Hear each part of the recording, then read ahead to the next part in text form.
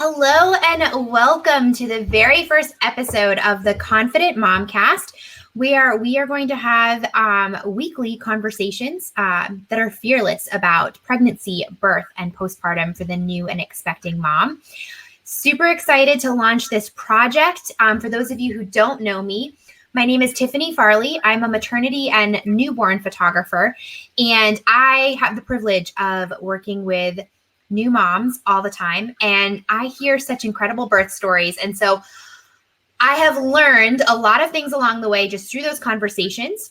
I myself am not a mom yet, but I have a lot of conversations with new moms who have incredible stories of what they went through, things that they wish they had known from the beginning, things they share with me during our sessions. And so I have just been sitting on this idea for quite some time. It finally got some structure. And so I'm really excited to kick it off. We're going to do this as close to weekly as possible. So as a photographer, I travel a ton, but I'm going to try to keep this weekly. I have got amazing guests lined up for you. So I'm going to be bringing on moms and birth and baby experts to share their experience, share their expertise, share their stories.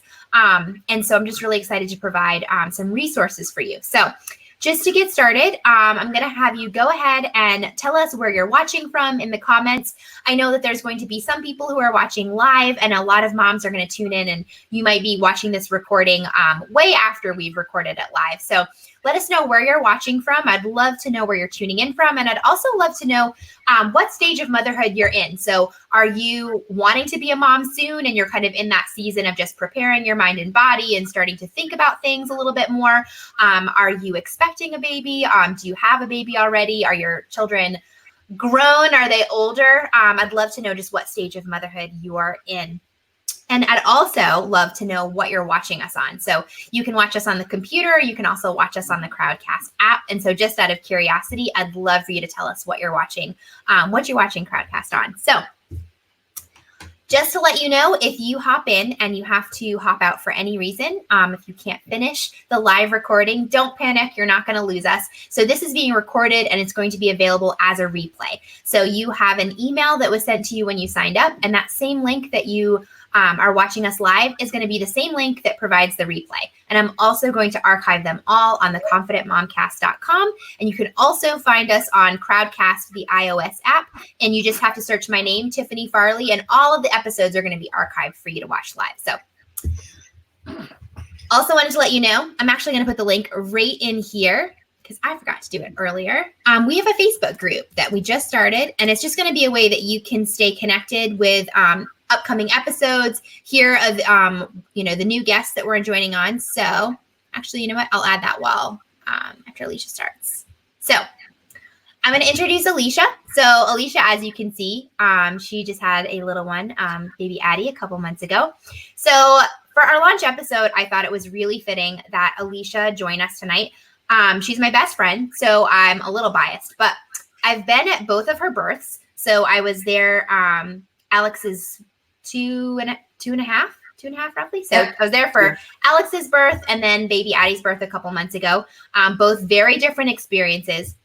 But one of the things that I have learned is that through watching Alicia, that self-education played a huge role in her confidence and how just not afraid she was. And so one of the things that was really important to me when I started this project is that I wanted to provide birth education in a way that was not based on fear and that wasn't weird. So as I was looking up just different ideas for episode topics and things like that, I just got thinking about how so much of the education and resources that are out there, a lot of them are based on fear and a lot of them are based on really strong bias. And it's really hard to kind of see both sides of an argument.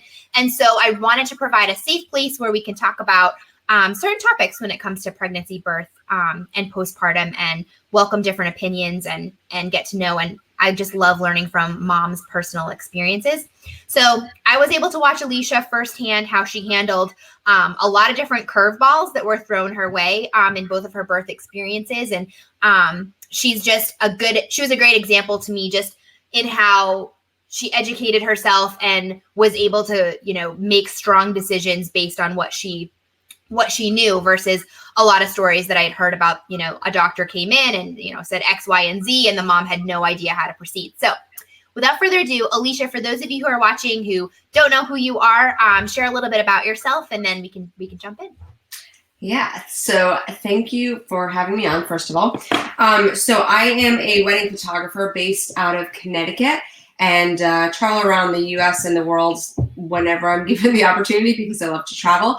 So that's what I do full time, and now I kind of stay at home with the kids, kind of work, kind of just try and juggle it all and enjoy the process. So my story with Alex, my son, he's 2.5 years old, is that my husband and I decided to start a family, and I told him, I think that we were probably in our first or second year of dating, and we had started talking about a family, and I said, just so you know, I've always kind of wanted to have a home birth. And he was like, a what? What? Don't only Amish people do that? And I was like, no, this is something that's kind of always been on my heart, just so you know. He's like, well, I'm a fan of traditional medicine. And I was like, okay, we could talk about this. It's something we could talk about. So for me, it really started with my mom. When I was younger, she was what is now called a doula. I don't know if that was a thing back then, or I don't know if the term was an actual thing back then, but she was a doula. So she coached births and labors and deliveries, mostly for her friends, but sometimes other people as well. And so I just remember as a young child, I was homeschooled for the majority of my school career. And she would come home from these births and she would always be so excited. And she loved birth. She would just come home like she had just gotten high on cocaine or something. She was so high off of birth. And I just always remember that there was something different about her when she came back from a home birth. So she probably attended maybe 5 or 6 during my teenage years, home births, and then the rest were hospital births because that's more popular. But I just remember with the home births, she would come home and it was just so different the way that she would talk about it. When she talked about her hospital birth, it was standard. They went in, maybe they got induced, maybe they didn't. The doctors checked at certain centimeters. They got the epidural. Sometimes there was Pitocin involved. Mom's laying on her back. She's pushing. Dad's up by the head. Sometimes dad catches the baby, not usually, but it was just always kind of the same, just the same rendition of the story in the way that she told it. When she came back from her home births, it was just you won't believe what I just saw, what I just experienced. It was so peaceful, and the kids watched, and it was, admittedly, it was all hippie families that she was coaching. Because back then, I think those were the only people that were having home births, were the ones that were, they had 18 children, and you can't find childcare for 17, so why not just have the 18th at home? So yeah, it was mostly people that fit a certain demographic. But nevertheless, she was always really excited about that. So it just kind of planted a seed in me of what home birth was, and that it wasn't an odd option. It was normal, and it was okay, and it was safe. She always worked with midwives that were licensed, and they always had a backup midwife with them. It was never something where it was oh, there's this dangerous situation, or, oh, mom decided to do it on her own and just have the baby unassisted, which is also kind of a trend right now for some people. So yeah, she just presented it in a way that was very normal. So for me, home birth was always just as much an option as a hospital birth. As I became an adult myself, I started researching and learning more about birth because I was always fascinated about it. I was fascinated by the fact that we do it very differently in a lot of ways than other countries and other continents. I lived in Europe for 5 years, and so I got to see just how women in Denmark experience pregnancy and labor and delivery. So one of the biggest things for me that was you do what moment was when one of my Danish friends said, yeah, whenever we go into labor, we just hop on our bicycle and we'll bike to the hospital and have the baby. And then usually the husband comes and gets the bike, and then maybe we'll walk home. And I was wait, what? You're in labor and you bike to the hospital. How different is that from our culture? And then one of the first births that I got to attend was actually in the bush of Africa, and there was no medical assistance. Yeah, it was on a mission trip. There was no official medical assistance. So they, usually the villages had one doctor or nurse that kind of serviced multiple villages.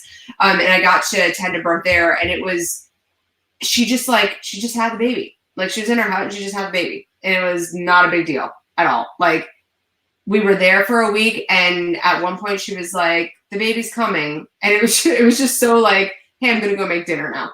Like, that's basically the same amount of urgency that she communicated. And she went in and she just like squatted down and just like had the baby within an hour. And then she wrapped it up and went back out and continued on with her day. So and I was like, what just happened? Mind blown. What is this? Yeah.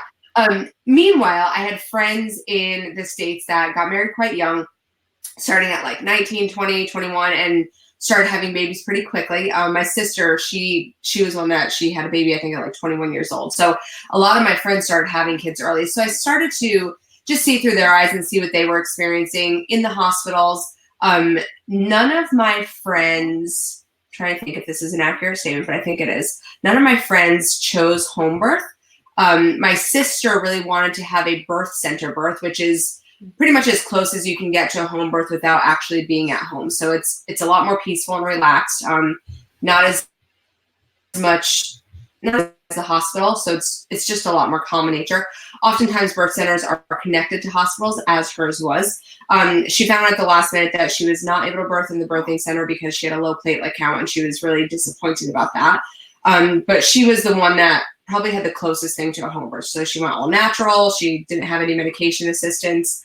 So I think for me, from a young age, it was just always a very normal option.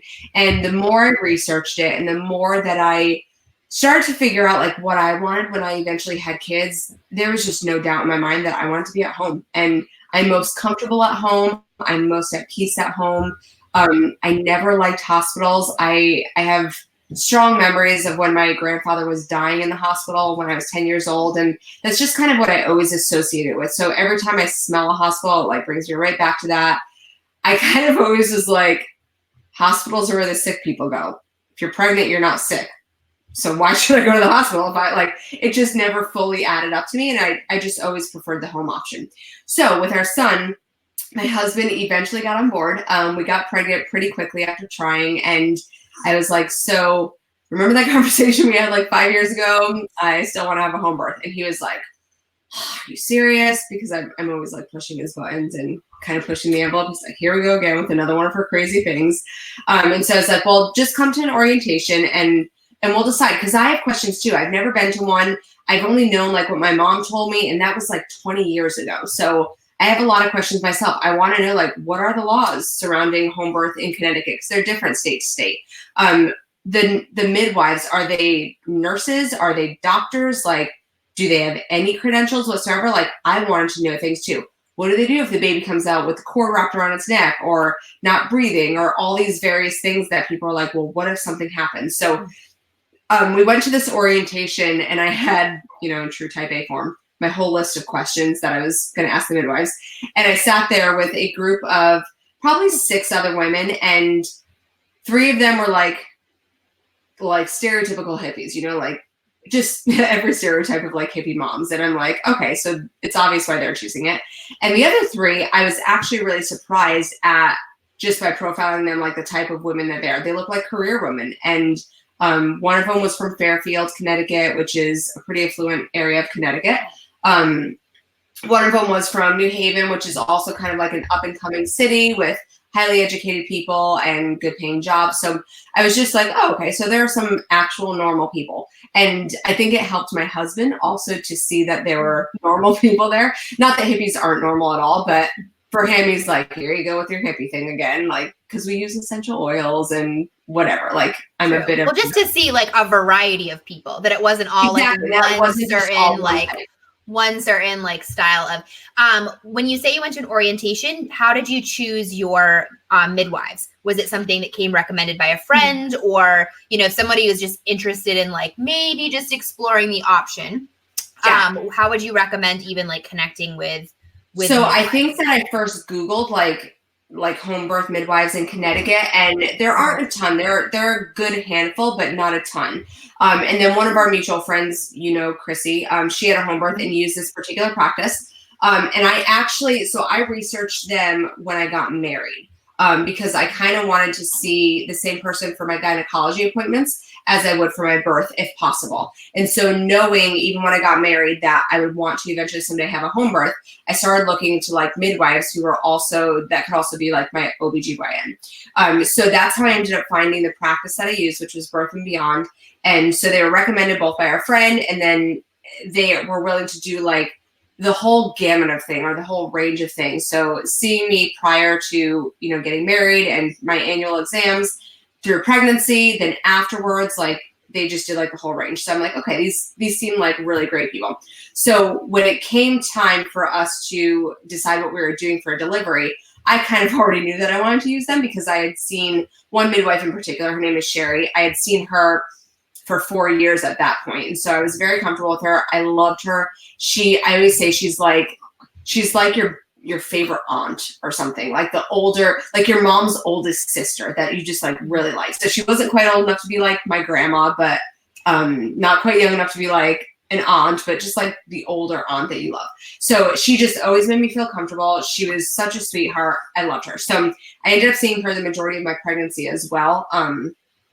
So we went to this orientation, and another thing with my husband Adam is that he was not looking forward to the whole birthing experience at all. Like that would be the understatement of the year. He was like, actually, do you mind if I just like stay outside the room? And I was like, listen, I'm not going to put any pressure on you. You do you. I think that you should be there. I think like I've been to enough births now at this point that I know that it's an incredible, incredible experience. So I think you should be there when your kid is born, but I'm not going to hold it against you if you choose not to be. So it's your choice. But then at the same time, I'm like, which was really big of you. You know, not everyone. Yeah, I've had a lot of friends be like, would have that amount. Let him decide, and I'm like, yeah, like I just knew that he would potentially be like really stressed, and I didn't want that in the room that I was in. So I'm like, I know that you'll be a good dad, but if you're not going to be there, then I don't think I'll hold it against you. This time around, I was a little bit more like, no, you're going to be there. And he was like, well, you know, I don't know. And I'm like, no, you're going to be there. So yeah, do it once, can do it twice.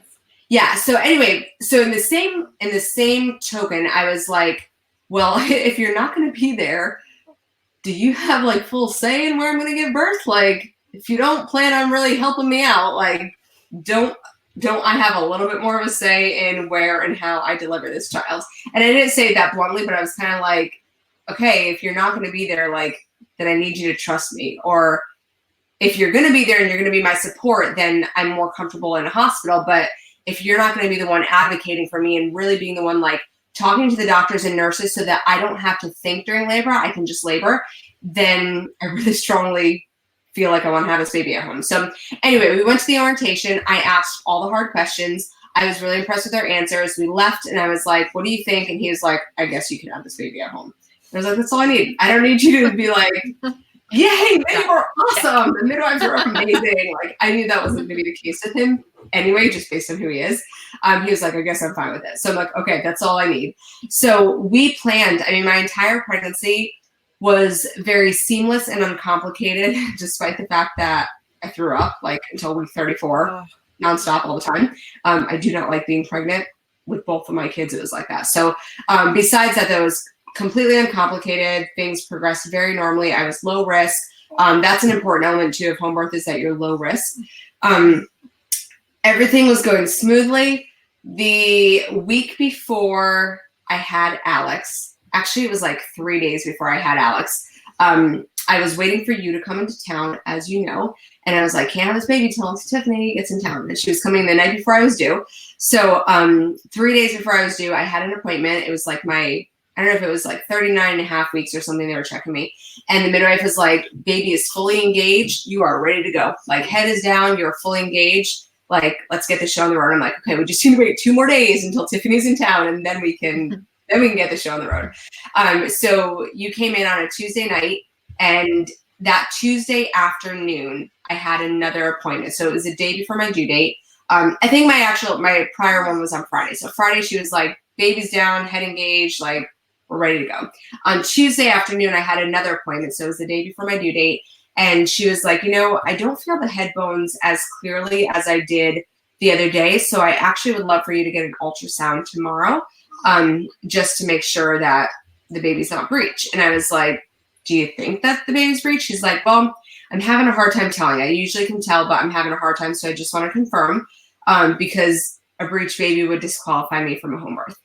So I knew that. So I was like, okay, I had no doubt in my mind. Like, there's no way that this baby turned breech. We didn't know if it was a boy or a girl at that point. So it was this baby. That's what I refer to him. I had no idea if this baby was a boy or a girl, but I'm like, there's no way that it turned breech because I feel every single movement, every elbow, every kick, like, of course it would have felt if it flipped upside down, right?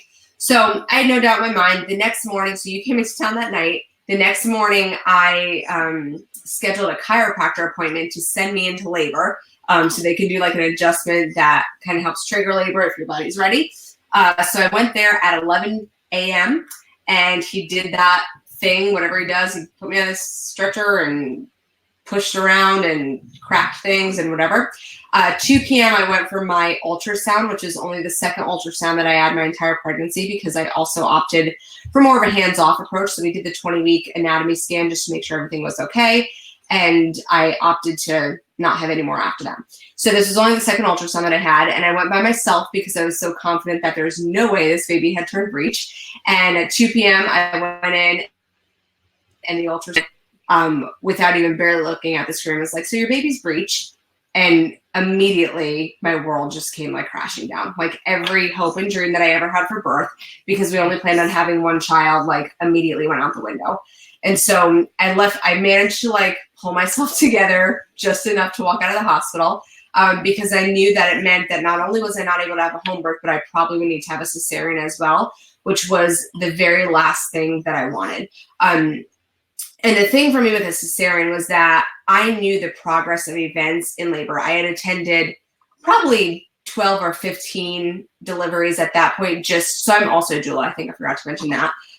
Mostly for family and friends, but I had attended probably 12 or 15 deliveries up to that point. And I know how cesareans happen. So there is a chain of events and it is almost never a true emergency where they're like, everything was fine. Okay, now we got to do a cesarean. There's always like a chain of events that kind of builds up to that. So whether it's failure to progress or I'm going to try not to share my opinions on all these things, but failure to progress or babies in distress or whatever, there's usually some sort of whatever. Mom's been in labor for 36 hours, like all of these things. So I knew like if I were to have a home birth, I knew that there would be steps to leading up to a cesarean if I were going to end up having one.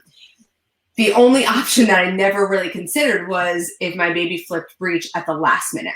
Like, because that just doesn't really happen. Like usually if the baby's breech, it's breech at 36 weeks, you can't really get it flipped. And so, so whatever. So all that to say, found out my baby was breech, called my midwife immediately. I think I texted like my mom and you and my husband and was like, baby's breech, please pray. I'm not doing well right now. Like I'm not handling this. I will never forget that text. Like you could just feel the like complete like disappointment because it wasn't like, I mean, at that point, it's not like you're just thinking like, I hope I have a home birth.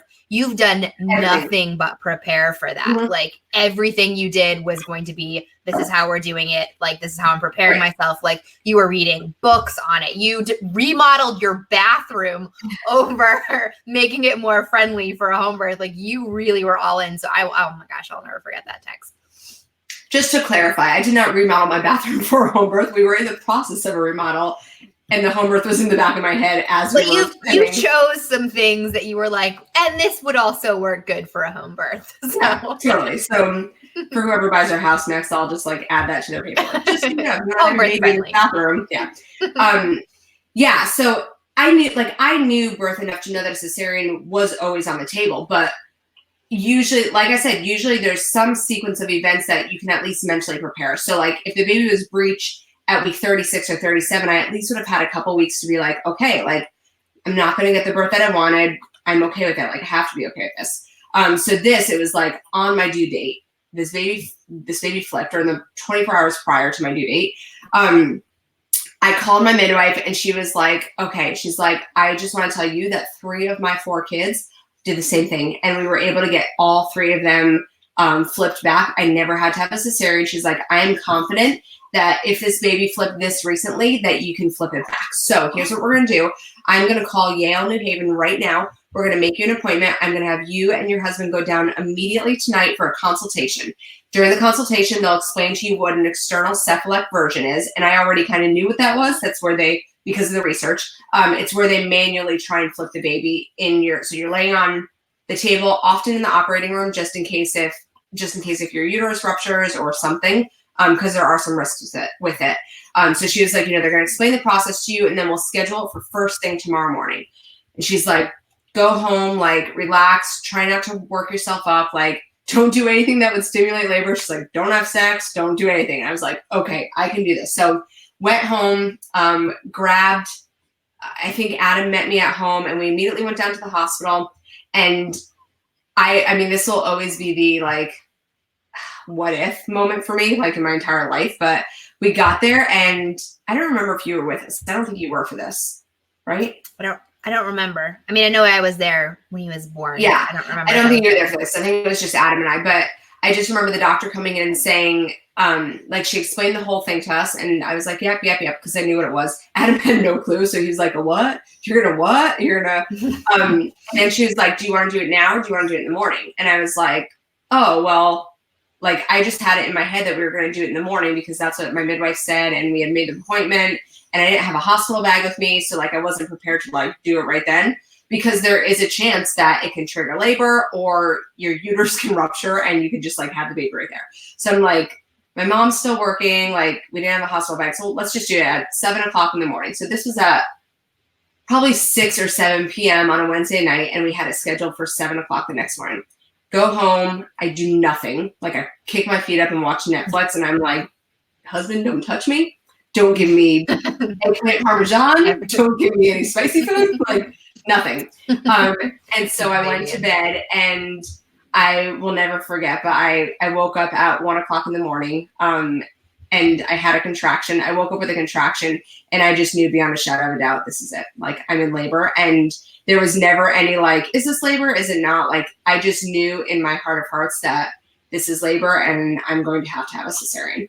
And so that was hard. Like, I laid in bed for about 40 minutes just to make sure, like, that it was actually labor. And my contractions right from that first one started 1 minute in length, 4 minutes apart, which is when they say you should head to the hospital. So right from that first one, it was just like boom, boom, boom, pretty intense, growing in intensity with each one.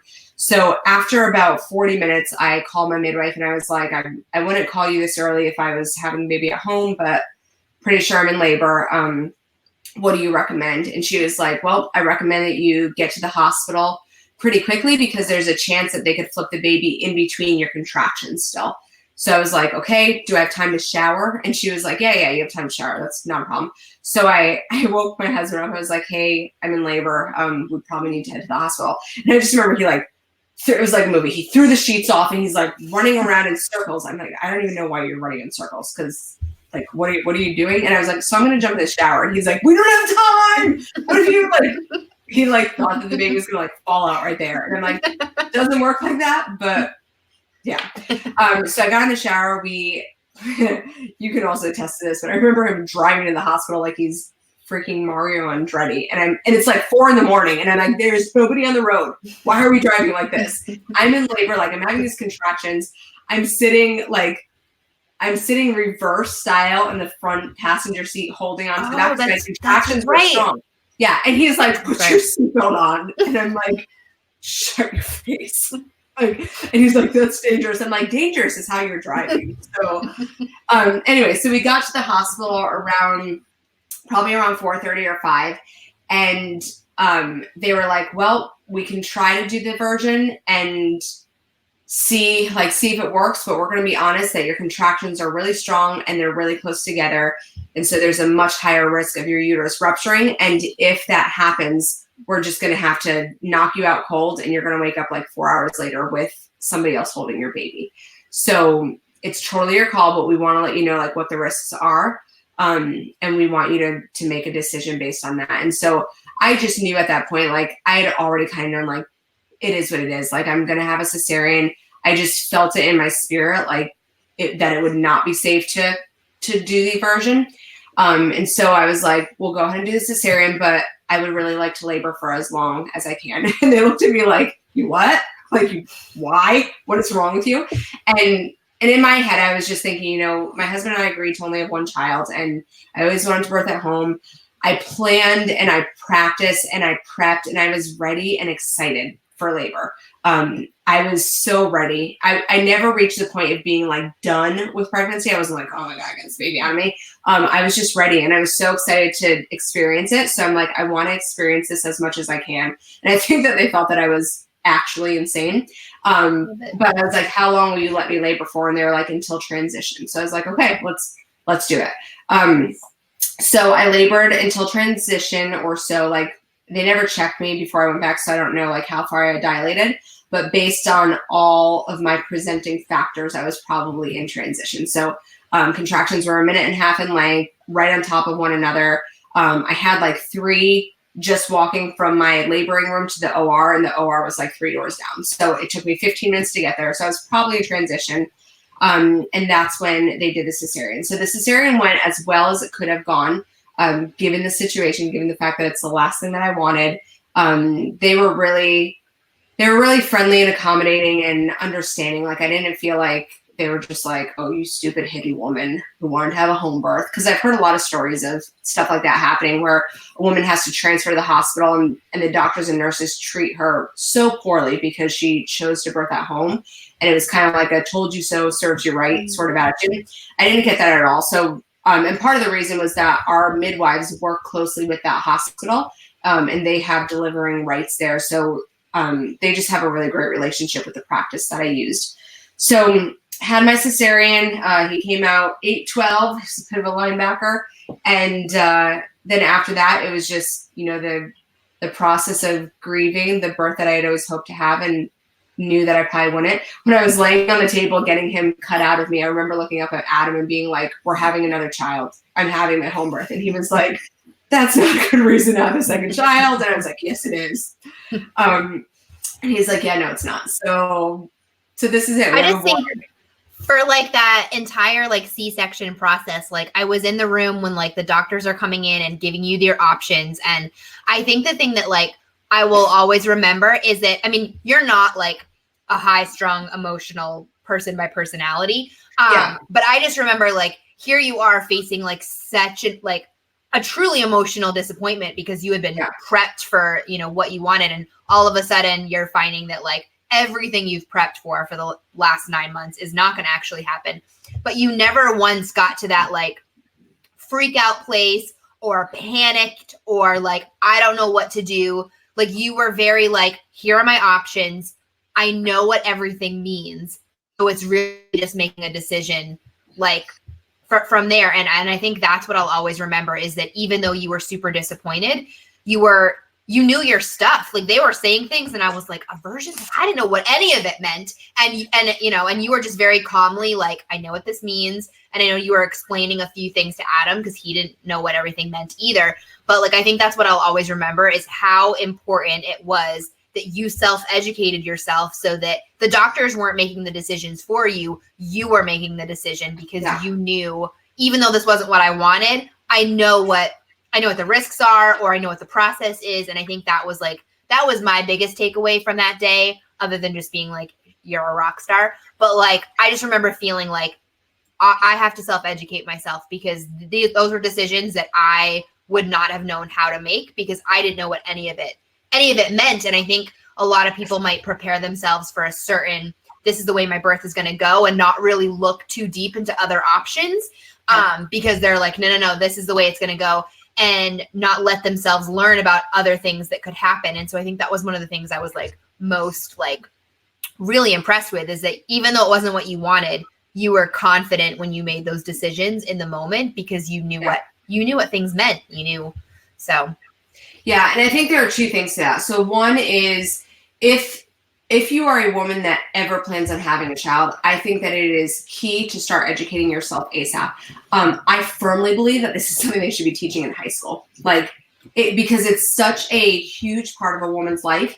And I've learned since having kids that it defines so much emotionally for so many women.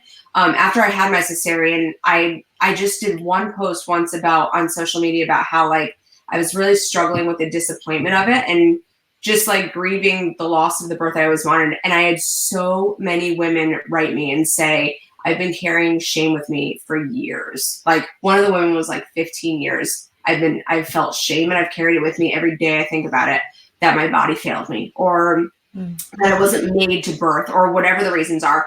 And I've just learned over the years that birth is such an emotional experience for so many women. And a lot of us have these ideas or these hopes of what we expect it to be. And a lot of that is based off of movies. And so it's like, it's not reality at all. So I'm a firm believer that like it needs to be taught in high school. Just the basics of it, because men also need to know as well. Like when they're in the room with the woman, they need to know what the options are and what's physiologically normal and what's not normal. And I think it's just something that should be taught in like a basic health class when you're a sophomore in high school or something.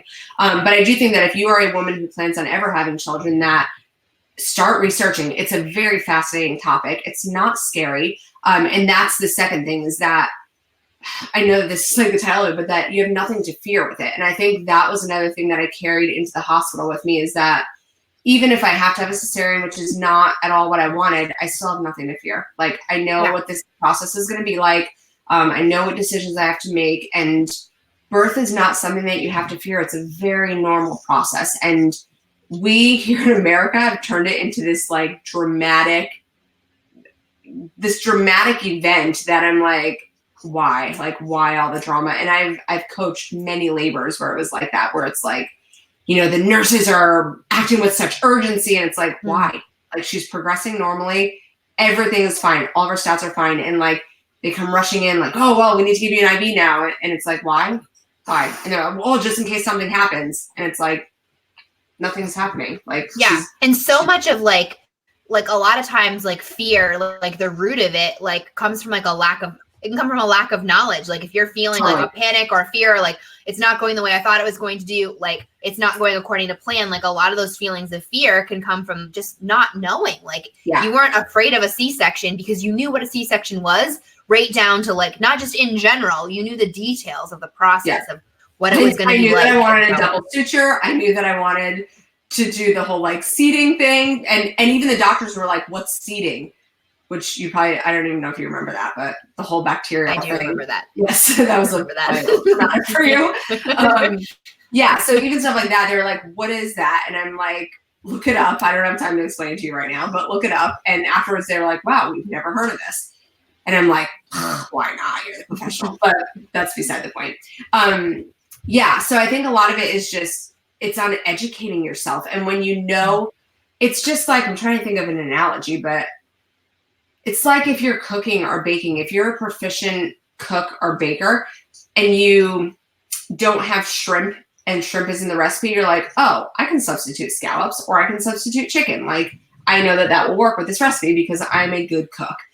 Or if you're baking, you're like, well, I know that I can substitute whatever. I don't know, like adding in a little bit of baking powder to regular flour to make it self-rising flour or something like that. So I think it's just about educating yourself because then you're more confident in when your options are presented to you. It's not as much of an emergency situation.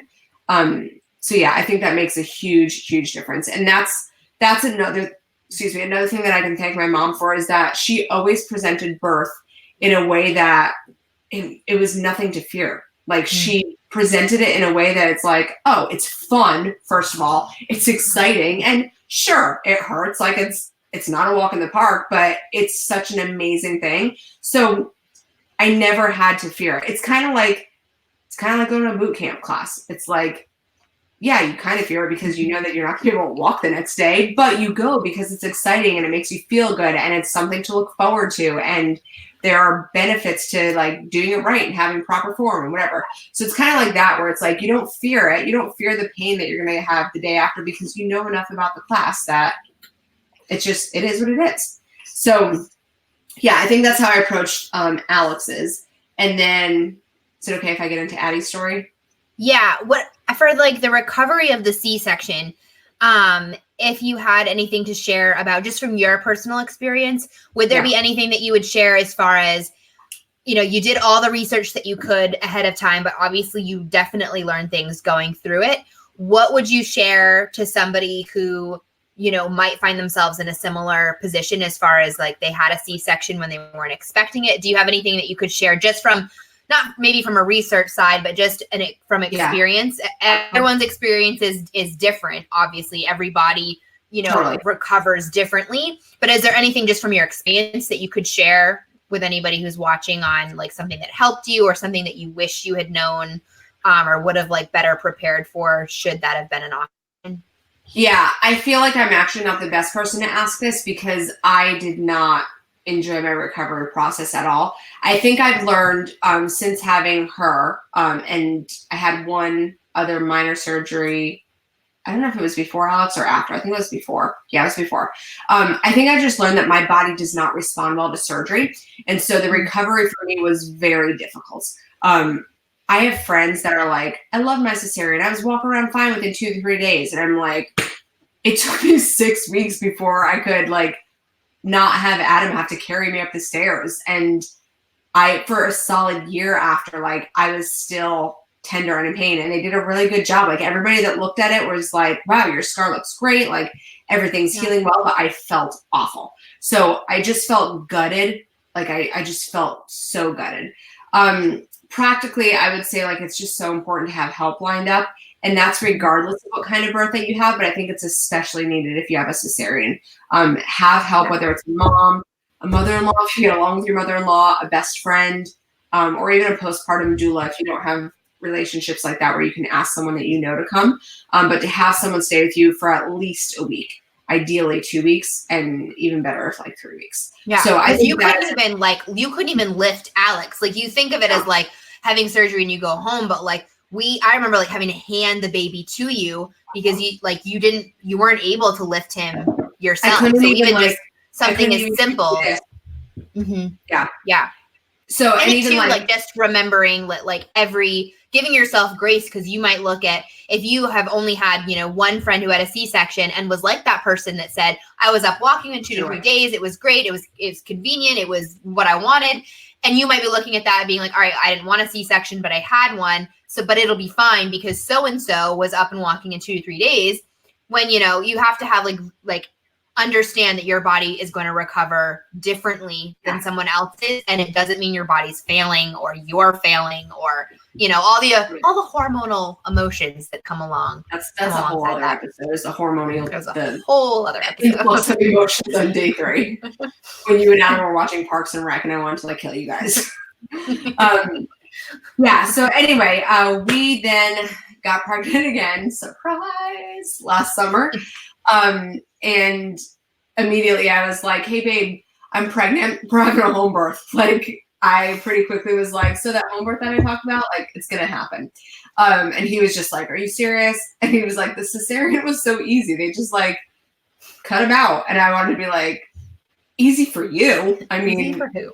Yeah, exactly. So I had, in the meantime, I had done a lot of research about Vbacs, which is a vaginal birth after cesarean. And I learned that, well, I already knew that in the US, it is fairly common for doctors to tell their clients that if you have one, then you have to keep having cesarean. So I knew that was pretty standard practice here in the States. Some doctors will allow you a trial of Vbac. A lot of them won't let you go over a certain amount of weeks. Like if you made it to your due date, then you have to get induced. And so I did a lot of research on Vbac safety, because that was the whole thing for me too. So safety is absolute priority in everything for me. So I'm not just like, oh yeah, I just want to have a home birth. Like safety is absolute priority for me. So with the Vbac, I'm like, I want to know. And I researched this before I got pregnant with her, but I was like, I want to know, like, if I do ever get pregnant again, can I have a vaginal delivery? I knew that it was possible in theory, because I knew that there were people that I knew that had them. My mom had one. She had me vaginally, my brother via cesarean, and my sister vaginally.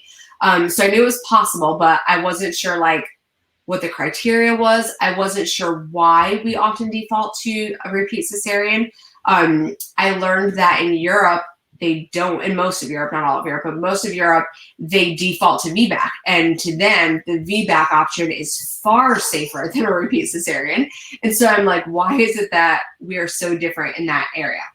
So I researched it so thoroughly. And based on that, I was confident before I even got pregnant that should I ever get pregnant again, I'm having a VBAC. And I was a great candidate for it because it wasn't like I needed to have the cesarean because, you know, I labored for 72 hours and I pushed for 18 hours and nothing was happening. I went into labor spontaneously.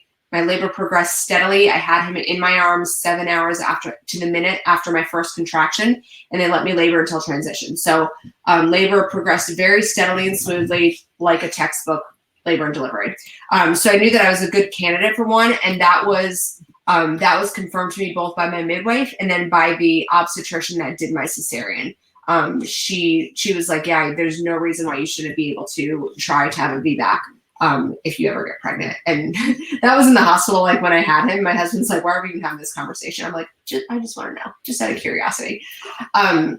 Yeah, so we got pregnant, and I was like, I really want to have a home birth again. And he was actually, this time, he was a little more adamant that he did not want one. So I think he was really stressed out with how everything transpired with Alex and just by like the change of events. So while I remained calm, again, because of the education, I think for him, it was just a whole different experience than what he anticipated. So I think this time. And he's a person that like, he really likes, you know, predictability. Like he likes, and like likes to have a plan, and you stick to the plan, and the plan went out of control. And then everything that from then on was like not planned and not, you know, mentally, he wasn't mentally prepared for it or all of that stuff. So. But I mean, that's part of birth too, though. And that's part of like when you do your research and educate yourself, you know enough. I know that the only certainty in birth is that it's uncertain. Yeah. So you can have your hopes and you can plan and you can prepare, but you might be in labor for 3 hours or you might be in labor for 4 days. Like, and there's no way to know. And even from child to child, like it can change drastically. So that is the only certainty in birth, is that it's uncertain. So I think because Adam really truly didn't know anything about it, like he was just like, I honestly don't know like what he envisioned, but it was different obviously than what happened. So I think for the second time, he was like, I would really just like to, a repeat cesarean is a lot more predictable because you schedule it usually at 39 weeks. So you often don't go into labor ahead of time. So you have a birthday chosen ahead of time and you go in and it's just a very seamless process. But I knew, once again, that I just wanted to have, I joke with one of my really good friends who's had 3 kids. And I'm like, have you ever met a woman that so desperately wanted to push a child out of her vagina? Like, I don't know why this is such a strong, deeper desire for me, but it is. So, and she's like, you're kind of crazy, but okay. Yeah. So when I got pregnant with the baby, with Addie, I just knew that I wanted to do that. So I was disappointed to find out that my practice did not do VBACs. And the only reason they didn't was because they have the relationship with the hospital where the hospital will allow them to deliver there if they transfer. And the hospital has said, like, in order for you to keep these rights, we just ask that you don't do VBACs. And so they've been like, okay, because we have a much higher percentage of women that end up transferring. It's like 10% is usually the number, than women who need VBACs or are choosing to VBAC at home. So they referred me to a couple other midwives. I interviewed a couple of them and I ended up settling on one, that I loved. And she was just fantastic to work with the whole time. So with this pregnancy, the pregnancy was pretty much the same as my last one. Miserable. Not fun at all. But I already like knew a lot of stuff, but this time I'm like, what I don't know anything about is breech delivery, because it's just not something that I ever thought to research. So this time around, I wanted to learn, why is breech delivery so dangerous? Because once again, I know that it's common in other countries. And so why is it that a breech baby here means that it's a mandatory cesarean? So I spent pretty much my entire pregnancy this time around studying breech delivery. Learned, shockingly, that it's not as dangerous as most people make it out to be. The danger is that the majority of our practitioners are not trained in it anymore. They're just now starting. The American Association of Obstetrics is just now starting to train their students to do breech delivery. So I'm hoping that in 15 years from now, 10, 15, 20 years from now, we'll see a swing the other way where breech deliveries are making a comeback, because they can be safe. There's a lot of factors and a lot of variables in there of how the baby's presenting, like, you know, if they're footling breech or frank breech or whatever. But a breech delivery actually can be fairly safe. And cesareans are not without risks. Cesareans actually carry a lot of risk. And so it's just about weighing the risks and which risks you're more comfortable with. So I actually wanted to find a midwife that was comfortable with a breech VBAC. And after all the research I did, I was confident that I knew what to look for, and I knew the variables that would make it much safer as opposed to much more risky. And so that was part of my interview process was, are you willing to do a breech delivery? Should it come to that? And this one was, and she was trained in it. She had never delivered one herself, but she had attended breech deliveries. But she was like, should it come to that, my backup midwife that I'll bring in, I will make sure is one that has done many. And she's like, I know of a couple women that have done them. So that was a big deciding factor for me, because I didn't want that last minute change like I had last time. I wanted to know that I could deliver at home, even if my baby was breech. And I studied the heck out of breech delivery for those 9.5 months that I was pregnant with her, because I wanted to know every single detail I could. I watched probably every video on the internet on actual breech deliveries. I read every article. I read books. There are some Instagram accounts that are specifically dedicated to statistics on breech delivery. I just dove in, obviously hoping that would not be the case. And so once again, just educating myself, because I felt like I knew enough ahead of time to know what standard birth was like, or what I'd hoped for, because it was pretty much the same as with my son. I just didn't know about the breech part. That was the big surprise with Alex. So yeah, I went into labor once again the day after you came into town, spontaneously in the middle of the night. It was 3:21. Woke up with that first contraction. This time I did not know right away that I was in labor. I actually was like, is it labor? Is it not? I kind of thought I just had bad gas, because it felt like gas pains.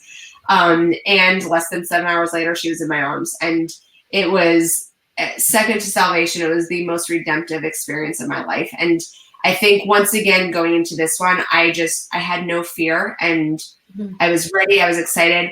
I did throughout my pregnancy, there was that question in the back of my head of what if this one goes differently again? Or what if this one goes really wrong? It could happen. It's a possibility. Am I making the right choice to have a VBAC at home? Am I if this baby does turn breech, am I making the right decision to still choose to labor and deliver in my bedroom? So I did have some concerns or doubts, but I just kept coming back to the facts and coming back to the research and coming back to the data. I am very much a logical person. So I just kept reading the statistics of not just of our country, because our country often doesn't even give women an opportunity, but what are they doing in Sweden? What are they doing in Holland? In Holland, 1/3 of babies are born at home. That's a massive number. And a lot of them are breech. So just diving into the statistics, and that really helped bring me a lot of peace. And then just obviously my faith, trusting in God and knowing that He knew how this birth was going to go down. And no matter what happened, I could trust Him that He had this orchestrated long ago. So yeah, I approached that labor and delivery without really any fear at all. And I think that is so crucial for any woman, no matter where you are choosing to give birth or how you are hoping to give birth, whether it's at a hospital or a birthing center or at home. I think it is so key to approach it fearlessly. And a lot of that for me comes with education. For some people, it comes by not knowing anything. But there are a few reasons for it. One is that there's this fear, tension, pain cycle is what it's called. So the theory is, and it's been proven scientifically, not just in birth, but in other areas as well, that when you fear, your nerves and your pain receptors sense more. So when you fear, you tense up, and when you tense up, you feel more pain. So when you feel the pain, you fear more, and then you tense up more. And it's just this cycle. And so going into birth without any fear, there are a couple of books that are you won't feel any pain at all during labor. I never fully bought into that. I was like, that sounds great in theory. Not sure I can fully buy that, but it sounds good. So I will go in approaching it as though I have no fear, and hopefully I'll feel no pain. But if I do, it won't come to me as a huge shock. Well, why am I feeling pain? Because it is labor. So yeah, that's how I approached her birth. And it was smooth. It was seamless. I'm not going to say it was easy, but it wasn't that hard. I stayed fully mentally conscious the entire time. I was able to have conversations, as you know, the entire time. As I was pushing and as she came out, I was mentally well enough and mentally present enough that I was thinking to myself, Tiffany's taking pictures right now, so I need to have my chin forward and down so it doesn't look like I have 8 chins while I'm holding my newborn baby. And so I was that mentally present my entire labor. During contractions, like, they were hard, they were intense. I just breathed through them. I moaned through some of them. I might have yelled. I don't really know. I don't fully remember. I think I grunted a little bit. I don't really know. But it never got to a point where I was like, I can't do this anymore. Yeah. Or where I panicked. Like, I just knew it was difficult to know, because I had so many people like texting me, like asking like how, like where you were in labor. And so many people like kept asking me like, is she in transition yet? And I was like, I actually can't tell when she's like, I didn't even know. Like, and even when you had Addie, I didn't even know that we were that close, because you never hit that point. Because usually at transition, there's that place of like, I don't think I can do this. Yeah. And you know what I mean? And you need that extra like push and that extra support. And I know that was like a big reason that you chose not to find out if Addie was a boy or a girl, because you wanted that to like, you wanted that to hold on to during labor so that you could be surprised and things like that. So for those of you watching live, if you have any questions about the C-section that she talked about earlier, or questions about a birth, a home birth, feel free to write them in the comments and just mark it as a question, because we'd love to be able to answer those for you. But can you just walk through, there might be, someone watching who has heard of home births, and they might have some preconceived ideas of what a home birth is, but maybe just walk through like what the home birth was like. What was your setup like? Like what, what kind of things what was the home birth actually like if you were like describing it to somebody who's maybe never been to a home birth? Yeah. So, well, let's start with why I chose to home birth. So I mentioned that like it's a very normal option for me. But when you do your research and when you really look into it, we are the only mammals that choose to birth in a setting outside of our home or our safe space. So every other animal, like, they retreat to their caves or their homes to birth. And when you look into the research and really study birth as a whole, all of womankind, where they're birthing, I think it's something like 82% of children born in the world are born unassisted. So that's obviously, a lot of them are in like, the bush of Africa and more rural parts of the world, but 82% of children and babies today are born unassisted. And the idea is that the more comfortable you are in your setting, the more relaxed you can be, and the more relaxed you are, the smoother and the safer your delivery is going to be. And if you look into the statistics, that is overwhelmingly true. Now, that's just to say too, like, you're going to be sharing like your reason for choosing a home birth. Like, doing this Momcast, we're not saying one is right and one is wrong. What she's saying is that to her, that was where she was most comfortable. You might be watching this being like, I'm going to be most comfortable when there are as many doctors around me as possible. Yeah. So it's like really important that you're not just taking the information as far as like from her experience and saying, oh, well, she's saying that according to her research, this is the only way to do it. What she's saying is that's wherever you need to pay attention to where you are most comfortable. Yeah, for sure. And that's why I have a very good friend that's like, I would never be able to relax having a baby at home, because I would be far too nervous. And so her comfortable place is in a hospital room. And that's awesome. And like, that's what you need to decide is, where are you most comfortable? Like, where do you relax the most? How do you feel when you walk into a hospital? How do you feel when you're home and you're sick, or when you're home and you need somebody to care for you? Like, and I knew beyond a shadow of a doubt that I was most comfortable at home. And so I knew that I would probably labor better at home, that I would not labor well with the beeping machines and with the nurses coming in and out. Like, I just knew for me that it was not the best option. So yeah, that was part of like why I decided, is because I knew that the more a woman can relaxing is necessary during labor. Like, it is what makes you dilate. Like, when you can relax, the baby's head puts pressure on your cervix. That's what causes you to dilate. If you're not relaxed, you're going to be tensing up, and it's going to take you a lot longer to dilate. So I just knew that if I didn't want to be in labor for days and days and days, not that I can guarantee that, but that I would probably labor best at home. So that's why I chose home. Similarly, I had a lot of people be like, oh, are you going to have the baby in your bed? Are you going to do it in the bathtub? Are you going to do it in your living room? And it's like, I don't really have any plans, except that My only plan is that when I go into labor, when it gets to the point where it's really intense, I'm probably going to go up into my bedroom. And once again, the reason for that was that is kind of like my safe place or my cave. So my living room, I love my living room. It's beautiful, but it's big and it's open. So there are like windows almost on all sides. Our neighbors would have been able to watch my delivery had I chosen to deliver in the living room. So I knew like I wanted a little bit more security and safety, and that fits with our natural like animal instincts, is to retreat to like the place that you feel safest. So for me, I kind of knew that it would probably most likely be in my bedroom and or bathroom that's attached to my bedroom. But besides that, I had no plans of like, am I going to deliver this baby on the toilet or in the shower or in my clawfoot bathtub or on my bed or leaning over my bed, or we had a birth pool set up. Like, am I going to deliver in there? I had no real hopes for that or expectations. I was just like, I'm just going to go into labor. And when I feel like it's intense enough, I'm going to go up to my bedroom and have the baby wherever. Maybe I'll be sitting on my nightstand. I have no idea. So I ended up going into labor in the middle of the night. So I don't think I even went downstairs at all because it progressed pretty quickly. So that was kind of the setup, is that I first got into the shower just to like, I'm like, maybe if I take a shower, that often will like stall your labor, which tells you that you're not actually in labor. So I'm like, let me hop in the shower and see if this is actually labor. Within 7 minutes of being in there, I was on all fours in the shower. I'm like, okay, I'm in labor. And then I think I like crawled out of the shower, and that's when the midwife showed up, and I was like on all fours, and she was like, remember how you said like you weren't sure? She's like, you're in labor. I'm like, I know. Now I know. But an hour ago, I was not totally certain. So I started just in my bathroom. I think I stayed in there for most of it.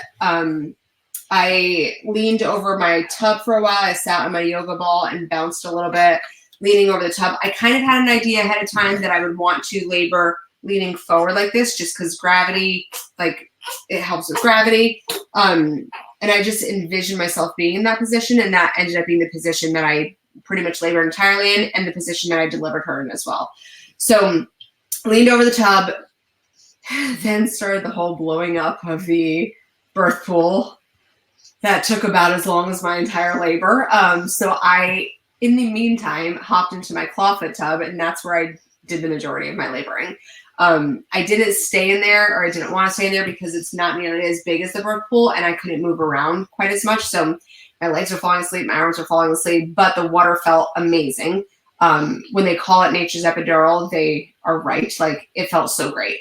I eventually then got out to get checked by the midwife for a couple of reasons, but she checked me. I was 10 centimeters. She wanted me to start pushing immediately. I did a few pushes over the side of the tub, and then she's like, the birth pool is full. Thank the Lord. Finally, like, took 6 hours to get there. So I got into the birth tub, and that felt incredible because it was like big and spacious, and I could like lean over the edge. It was an inflatable pool, and I just remember like the pillow feeling was so much nicer than like my ceramic clawfoot tub. And that's where I started pushing in there, and then she had me get up and push on the toilet. She was like, a lot of women push a lot more effectively sitting on the toilet just because of how you're positioned. So I went in there, threw a pillow on the back of the toilet, and pushed there, and then that's where I felt her drop into the birth canal, which is the ring of fire that they talk about, which actually, like, it burned, but like it wasn't that bad. Everyone's like, oh, the ring of fire. At that point, it at least feels productive. Like, when you're just laboring and having contractions, you're like, you have no idea when the end is in sight. Like, it could be 45 minutes, or it could be literally 45 hours. You're just laboring and you have no idea how long. When you're pushing, it's like you can feel the baby moving down, so you can feel the tangible progress. And I am a results-driven person, so I liked feeling the results of my pushes. So I pushed quite a bit on the toilet, maybe for, 15 minutes or so. I did like 4 rounds of pushing, 5 rounds, I don't know. And then I got back into the birthing tub, and within 10 minutes, I think she was born. Yeah, it wasn't long at all. I think like on the outside, a few of the things that like I really noticed that I like kind of like took note of, because I've been to hospital births, I've been to home births, and I'm always just kind of paying attention to things. And one of the things that I noticed that you did that I would highly recommend anyone else no matter what kind of birth you're planning, is that you had sat down and kind of written out everything that like we could possibly need to ask you, like where things were, who was doing what, and especially for a home birth, because your support system is playing different roles than if they were at, a hospital where there's nurses coming in and out and taking care of things. But you had written out, like, these are the things that I want my husband to focus on. These are the things that I want, Tiffany to do when she's there. These are things that, if my midwife needs this, like you had written out things and they were like like we couldn't miss them. They were like on the refrigerator. There were things that you had out, which I noticed that like at one point, I remember Adam and I were talking about something having to do with a pool, but like we forgot that we were having like just we were talking in quiet voices, but we were just talking to each other, but we were in the same room as you. And like it brought you out of your place of focus where like I just remember you being like, I can't have you talking. And so I just realized that like you had written all of that stuff out as a way to make it so that like you could just focus on your job. You weren't having to worry about anything anybody else was doing in the room. Like you could just be in your zone. Yeah. So I definitely noticed that. Another thing that I noticed, oh gosh, I think I lost it. Like as you're talking, I know I wanted to talk about the prep that you did. You're talking about hypnobirthing?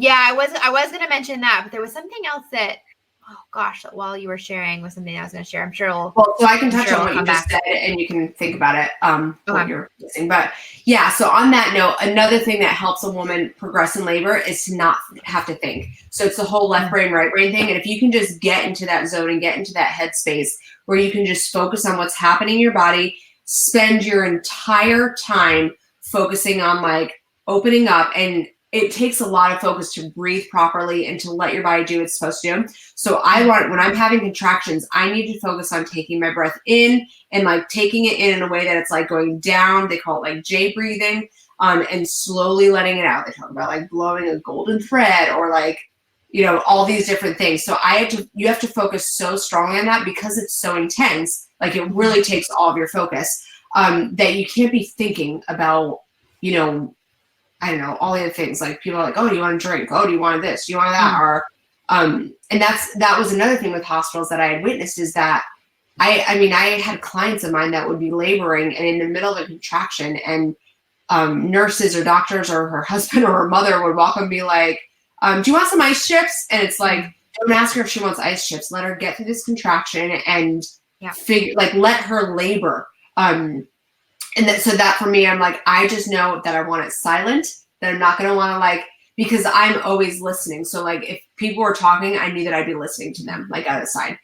So I knew that I would want it silent or just with music playing. And that I didn't want to have to answer, where are the washcloths? Where's the deep relief essential oil?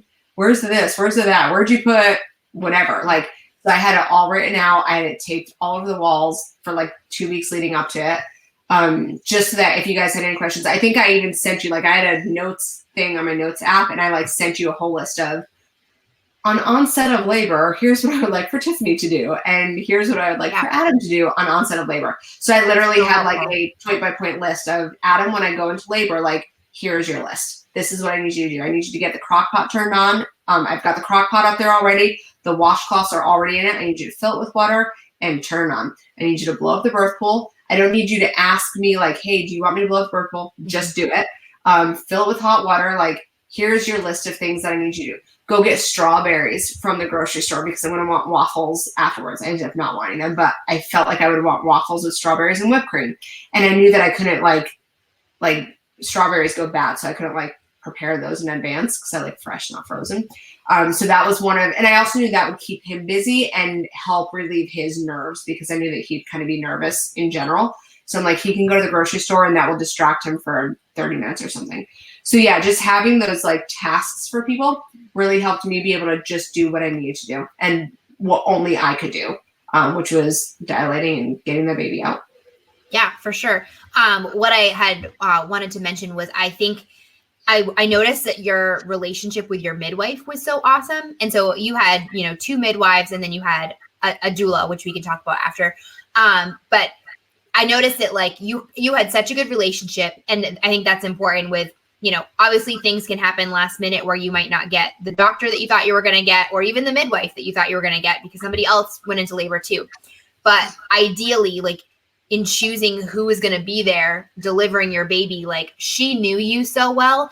And the way that she talked to you, you could tell was done in a way that like, I remember her even saying like, she was explaining something to you very like logically because you understand things in a very logical way. Nothing was emotional. Nothing was feely. Like she presented facts to you so that you could make a decision. Because at one point, was it like we thought maybe your placenta was detaching? Yeah. So at one something point like there was a possibility of something. Yeah. So at one point she got down, I was in the regular bathtub at this point, and she got down in my face and she said, I need you to wrap your mind around something.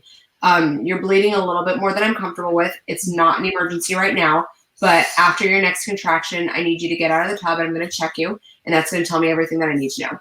And so I said, okay, are you worried about my uterus rupturing? Because I have a cesarean scar, and that's really the biggest risk of a VBAC is that your scar ruptures or your placenta detaches.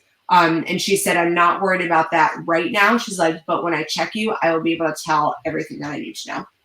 So I said, okay. I think it's just a good, like if your care provider, like whoever they're like, I loved that she didn't present any of that information in fear. Like right from the very beginning, it was like, I am not scaring you. I am not, these are just options. And so I think that was something that really stuck out to me because so much of your birth experience can depend on who you have, totally. As a midwife or as a doctor, like that decision is so important because of those moments that would like determine the rest of your, but anyway, sorry. And that's why I do think it's so important to choose a care provider that you fully trust. And that is not just on board with what you hope for, but that's what they believe themselves. Because it's one thing for a doctor to say, or an obstetrician to say like, oh yeah, I totally support you.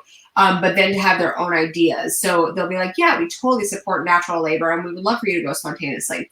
But if you don't go by 41 weeks, we're going to induce you. And it's like, do you believe in this or not? And like, what are the reasons for induction at 41 weeks? Like, do you just do it at default, or do you wait until it's medically necessary? Because to say that you are fully, pro-natural, but that you kind of force an induction at 41 weeks when it's not medically necessary, that's not really in alignment if a mom is really hoping to go naturally. So I think it's really important to find, and that's where I always say, like, to my clients, when you're interviewing your obstetricians or your midwives, don't tell them what you want. Ask them the questions and see if their answers align with what you hope for. And they're probably not all going to, but see if 90% of them do. And if so, then you've probably found a good match. If not, then keep looking.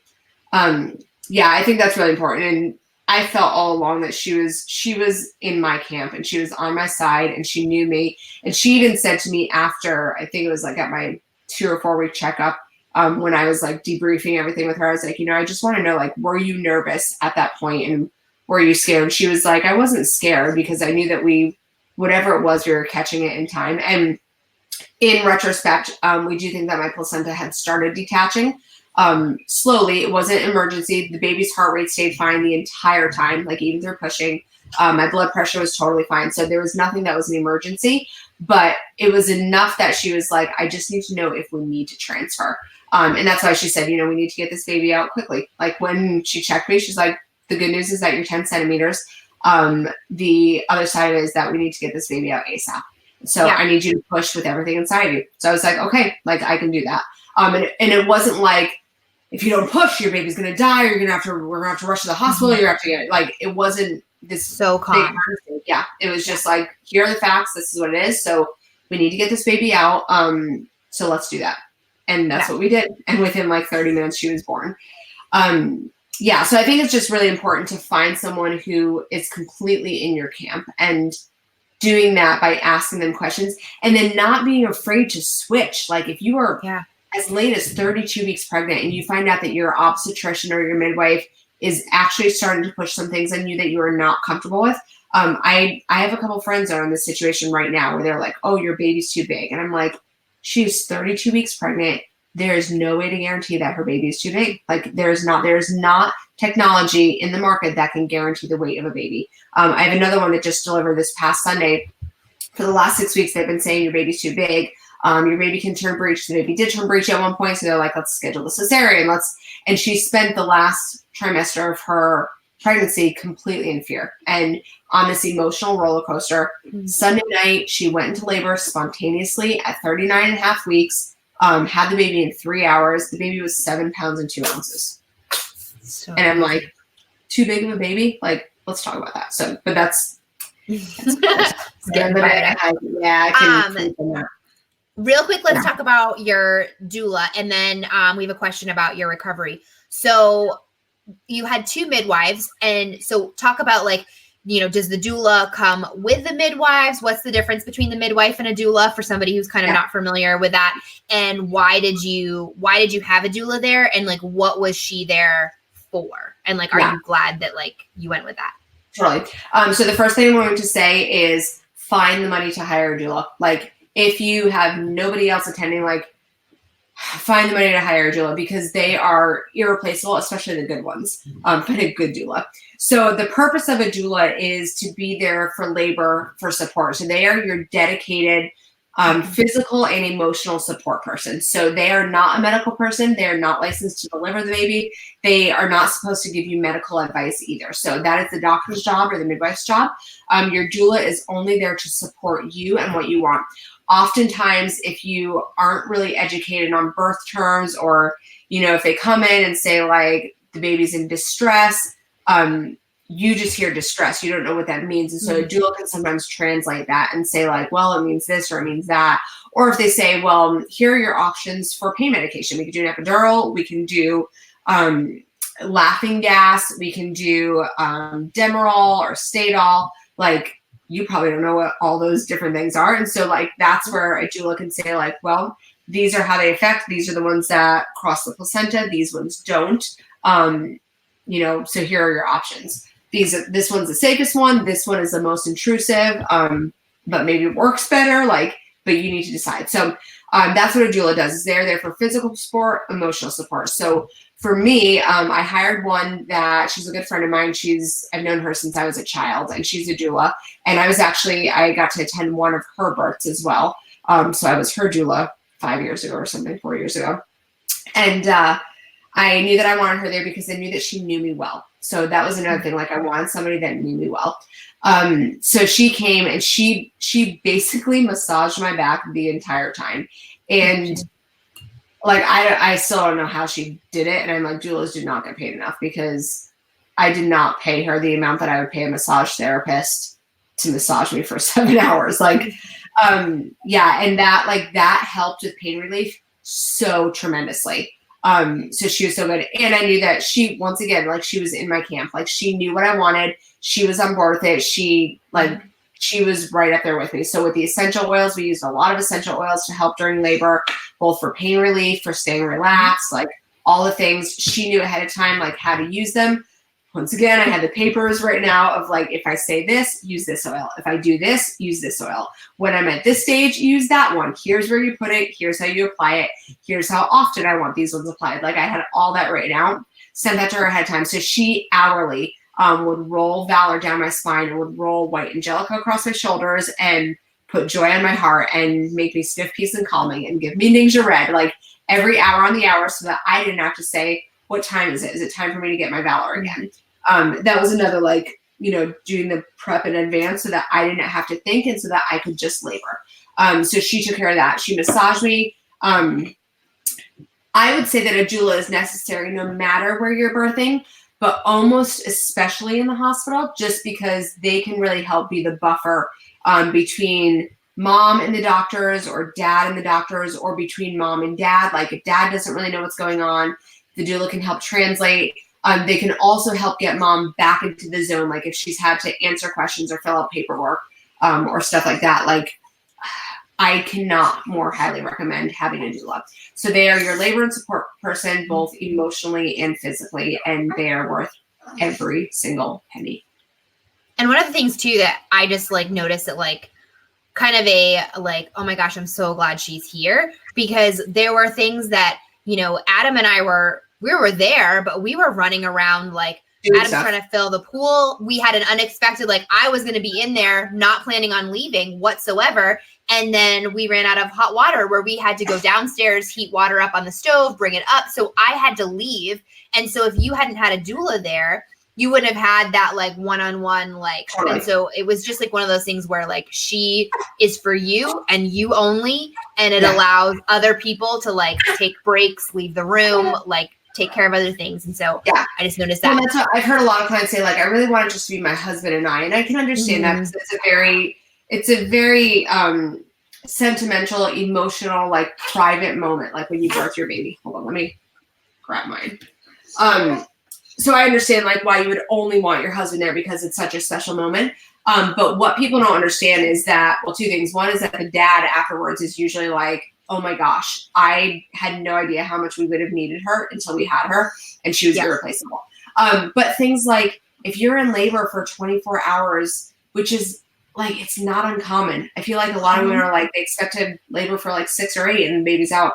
Sometimes, especially for first-time moms, it takes a long time. And even if you're like, and sometimes, especially if you're being induced and you're not dilated, like it can take 2 days. And so if dad's there, like he still needs to eat and he still needs to take a nap. And so if the doula is there, like they can alternate and he can take a nap while she's still with mom, like, you know, helping her breathe through her contractions and massaging her back.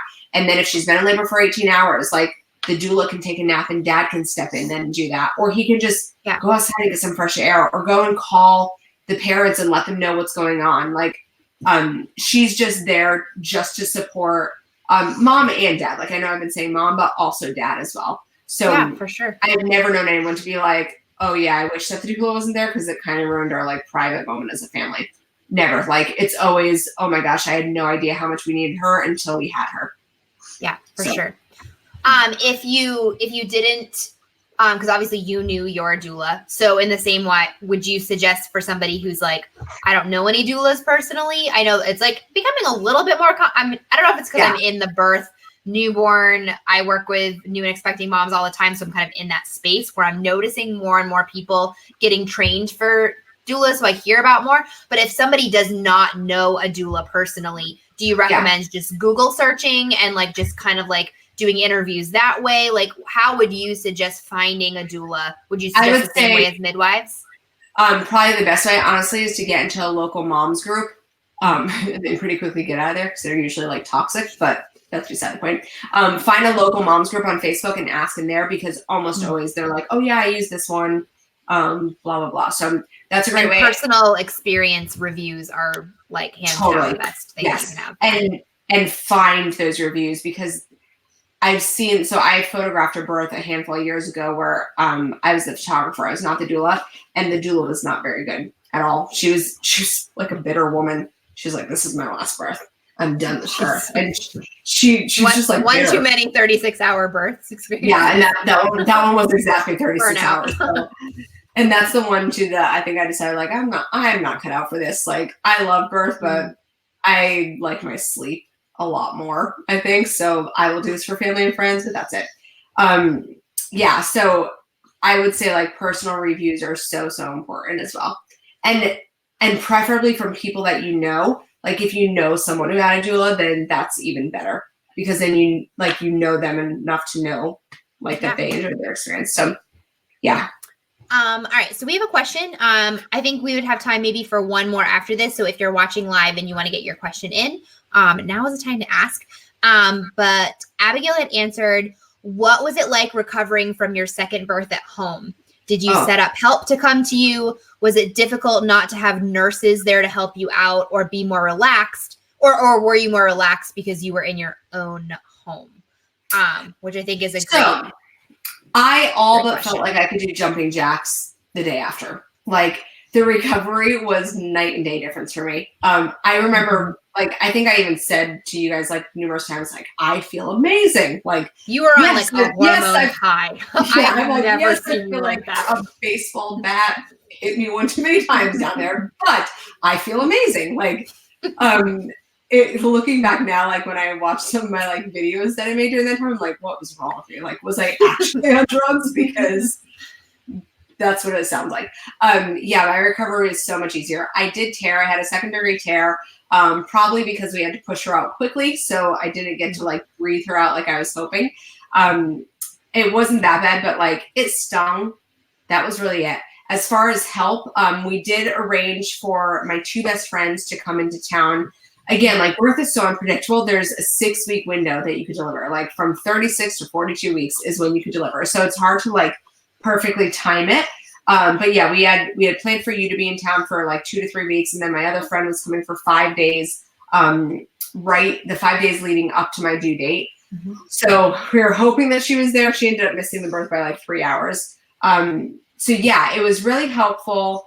I would say for 2 reasons. One is that I had somebody that was just like helping me. So my other friend she would bring me up, food and make sure that I was eating, because I was not hungry for like 5 days after. I was on like such a high that I was like, I literally had no appetite. So I need to be reminded to eat and to drink.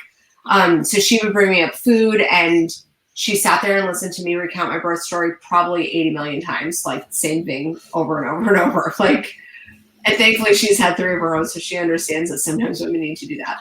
But it was such a vastly different experience for me. I loved pushing my baby out and like getting sewn up and getting my clothes on and going into my bed. Like I was able to sit in my bed with my baby, and my son, my 2.5-year-old, came in not long after that. And like, it was just our family in our bed. And that was so wonderful. That was a huge difference between having her and having Alex, is that after I had Alex, I was obviously in the hospital for, I think 3 days, or 2.5, because I wanted to break out of there ASAP. And it was just like a revolving door of nurses and doctors. And I did not like that at all. I have one friend, actually my doula, she's delivered only in the hospital. She's like, I love delivering in the hospital. She has 4 kids, because it's like a mini vacation for me, and nurses come in and take care of me. And so once again, like you have to do what you're most comfortable with. Mm-hmm. For me, I love just getting back into my own bed afterwards and not having a constant revolving door. The midwife, like she did all of her safety things. She stayed for probably 4 hours after, just to make sure that blood pressure stayed right. And I think she like tested my sugar levels or something, making sure that the baby was presenting fine and that all of that was good. And then she left, and she was like, I'll be back in the morning. And that was fantastic. Like we just got to stay. And she was on call, right? Yeah, like she was on call that first. Like, I mean, every midwife is probably different, but like she was, it's not like she was like heading out of town or anything like that. Like she was on she was call, like, you have my number, like call me for anything. Like, and she told me what to look for. She was like, take your temperature every few hours. When the baby wakes up to nurse, like take hers as well. And if it gets in this range, call me and I'll come over just to check to make sure everything's okay. So she told me like what to look for. But the birth was so uncomplicated that the post-birth was equally as uncomplicated.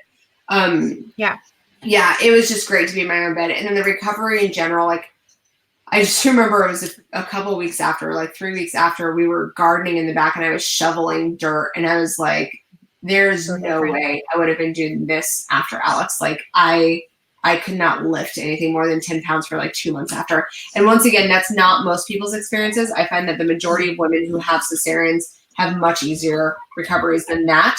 But yeah, for me, I was like, I would literally give birth 100 times over, like without questions, if I didn't have to be pregnant. Yeah. Like yeah, I could be a surrogate birther, I would totally do that. I will never be a surrogate for pregnancy. I mean, I remember, obviously you found out she was a girl. So that was like our super special part of the birth. And like, we were all like super emotional about that.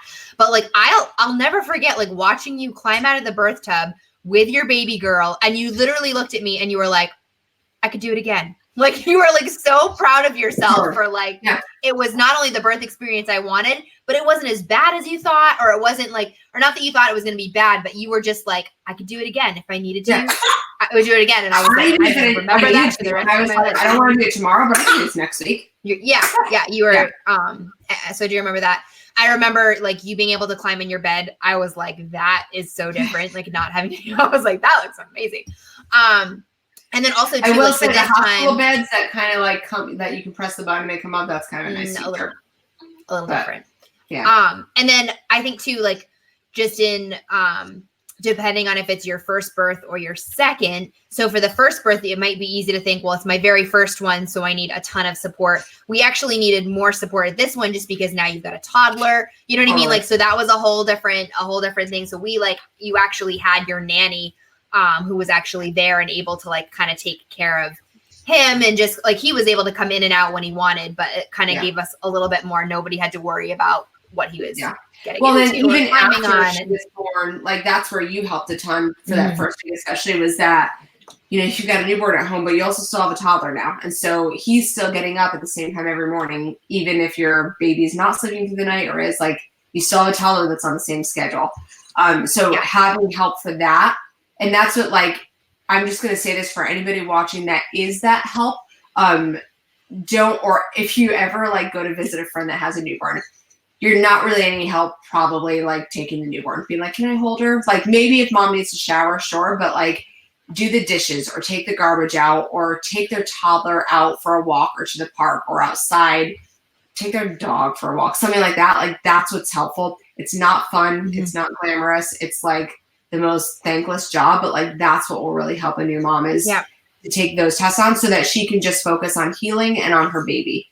And that's where like it was such a gift to have you guys here and to be able to just do that and to focus on nursing hurdles, which is a whole other topic, and just like letting my body heal.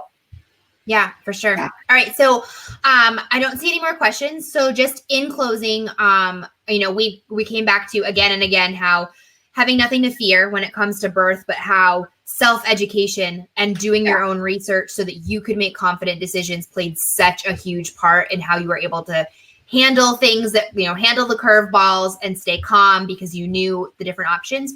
Yeah. So for, you know, somebody who's watching and is like, okay, yes, I will do my research. I will learn. Where should they go? Do you have any, like, if I was going to tell you like my top resources that helped me, that presented different, you know, both sides of an argument in a non-biased way so that I could make my own decisions, how would you say somebody should educate themselves? What are your favorite go-tos? So I did an Instagram post recently, well, while I was pregnant with it. So my Instagram handle is Alicia_Ann_home. And if you scroll down, there's a post of me sitting in my bed, pregnant, holding a book. On that post, I have, I think, like 9 or 10 books that I recommend. But in there, I have 3 that I'm like, these 3, if you can only read 3 books your entire pregnancy and can't read all 9 or 10 or whatever I recommended, if there are 3 that I recommend, it would be, and it was so hard to pick, but Mama Natural. It's basically what to expect when you're expecting, but like the natural version. And so she talks a lot about, and in a pretty unbiased manner, like I didn't find it to be too like pushy on the hippie side, but she is a very natural, like it's a natural based approach to pregnancy is what the book is. She talks about the difference between obstetricians and midwives and then the difference between different types of midwives, direct entry or certified nurse midwives or whatever. So that would be that's just a good like week by week. Here's what you can eat. Here's how baby's developing. Just all those basic things. So it's a more natural approach to what to expect when you're expecting. So that'd be the first one. That's not a game-changing book. That's just like a general, it's one that's easy to thumb through. 2 absolute game-changing books for me were Ina May Gaskin's Guide to Childbirth. So Ina May Gaskin is kind of seen as the midwife or the mother of midwifery in the United States. She is an absolute hippie, like a legit hippie. They squatted back in like the 70s down in Tennessee. They built this thing called the farm, and it's like hippies that decided to be hippies. So she's like a legit actual hippie, but she has such incredible success rates at the farm for birth that she's been respected pretty much throughout the country and even the world for how she approaches birth and just her incredible statistics. So she wrote a book called A Guide to Childbirth, and that was the first book that I read. So even though birth was always like normal for me, it was still something that I'm like, I have zero pain tolerance. I have no pain tolerance. So how am I going to actually do this? Because I can't handle any kind of pain. That was the first book I read that I was like, I could do this. Like, I think I can actually do this, and that my body was actually made for this. So that would be one. And then the second one would be hypnobirthing. There are two. So one of them is by Marie Monaghan. That's the one that I read. And then there's one by Catherine Graves. I think that they're both really good. I haven't read Catherine Graves' one, but I've heard that it's basically the same and just as good. Hypnobirthing basically leads you through how it shouldn't be called hypnobirthing, because I feel like there's so many stereotypes about like hypnosis, and especially if you are a Christian, it's like, oh, I can't do that. It should be called like peaceful birth or gentle birth or something like that, because that's a much more accurate representation of what it teaches. So hypnobirthing basically teaches you how to bring yourself to a place of deep relaxation. And when you can do that, that's how you're going to dilate. That's when you're going to feel less pain. And that's when you're going to be able to birth your baby fairly easily. So they teach you the why behind it, like the science behind it all. And then they teach you the how. So there are various like visualizations or things that you can practice, and you just find one that resonates best with you. And what's interesting for me is that what resonated best with me during my pregnancy with Alex and how I labored with him was like that one just didn't seem to work this time for me. So I did a completely different thing with Addie. So I guess it could be different birth to birth as well. But there are all these different things of like, you know, here are the different breathing techniques, like count to 10 and then like count to 7 as you like do 10 counts in and 7 counts out. Picture yourself opening like a flower. Then they have this one, they call it, I think like the rainbow technique, where it's like picture yourself laying on like a rainbow mist. Clearly this one didn't resonate with me because I can't remember. But it's like, and just picture yourself like slowly gliding through the colors. So you're first laying on the red and your whole body's relaxed on this red mist. And now you're in the orange and now you're in the yellow. And I'm like, how many more colors do we have to get through? So I did not do that one. So there's just a lot of different like visualization options. And so you just find one that really works for you, and then you practice it the weeks leading up to labor and delivery. And I took a bath probably 4 nights a week upstairs, and I would just lay in the tub, and not for a long time because I have ADD and I couldn't focus on doing that for an hour at a time, but for like 10 minutes, I would just focus on my breathing technique, and I would listen to, I had some tracks there's an app called Christian Hypnobirthing where she reads scriptures and just like positive affirmations. So I would listen to that, and I got used to the music of that and just breathing. So hypnobirthing, I would say, is a game changer. I'm now, for anybody that I do coach in labor and delivery, it is going to be required reading. Because to me, it is an absolute game changer. It doesn't remove all the pain, obviously, but, well, I'm not going to say obviously, because there are plenty of women who experience a painless labor and delivery by using it. For me, I still experienced the tension and the pain, but it was totally manageable. And I credit that to hypnobirthing. Like in between contractions, I was like, oh yeah, they're not that bad. When they were happening, I was like, okay, this is why people get an epidural. But then after that minute and a half, like I'd be like, okay, yeah, I can do this. I can absolutely do this. So those would be my 3 top recommendations. That's awesome. Thanks so much for sharing your stories. I know that, you know, whether, you know, they watch live or whether you're watching the recording, I know that this is going to help so many women, and just like reaffirm that like you can make your birth experience like it doesn't have to be this huge thing that you're in fear of, and to you, like you can be a part of it.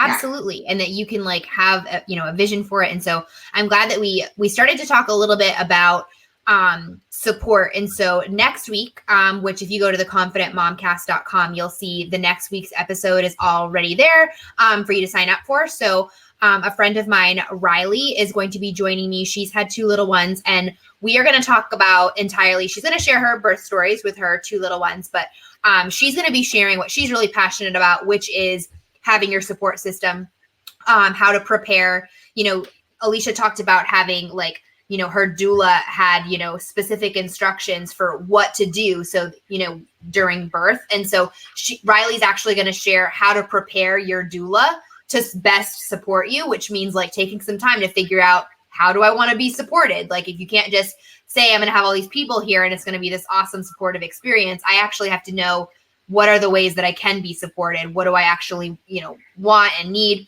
How to prepare your husband if he, you know, is kind of in this, might not be by nature the most supportive human being or really as interested in the birth experience as you are, like excited to be a dad, but not really into like, I'm going to read this book in the bathtub every night because I'm so excited about it. Yeah, that sort of thing. So she's going to be talking about how she, how her husband was like that, but the different, things that she did to like help prepare him to be a great support to her and like what she needed. And so next week's going to be all about, it's going to be next Wednesday at 8:30 p.m. Eastern. So you can find all the details at theconfidentmomcast.com as far as signing up to get the link for that one. But the replay of this, obviously if you're watching the recording, there's a replay, but it's all going to be archived right on theconfidentmomcast.com. Again, if you download the iOS app called Crowdcast, it's a free app. And if you just follow my channel at Tiffany Farley, it will just be like a library of all the weekly episodes that you can listen to whenever you want. So if you're watching live, but you're maybe, you're expecting and you want to listen to, a certain topic again, you can, listen to it in the car. You can listen to it on a plane.